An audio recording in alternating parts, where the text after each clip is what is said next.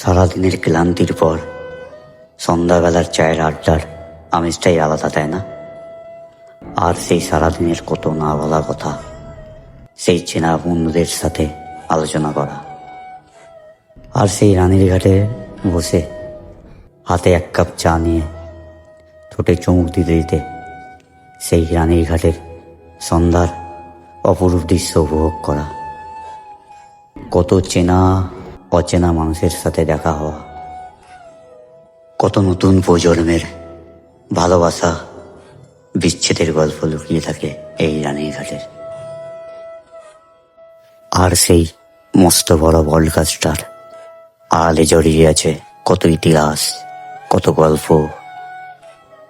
বট গাছের শাখা পোশাখায় জড়িয়ে আছে কত পশু পাখি, কত জীবন, কত মানুষের ভালোবাসা, তাই না? সকাল থেকে রাত কত মানুষের আনাগোনা এই সেই ঘাটে। রাত হতে হতেই স্তব্ধ হয়ে যায় এই সেই চেনা ঘাট। আবার সকাল হয়, আবার নতুন রূপে সেজে ওঠে সেই চেনা রানীর ঘাট। রানী রাসমণির মুক্তায়নে জড়িয়ে থাকা কত স্মৃতি, কত কাহিনী, কত গল্প, সে আর কজন মনে রাখে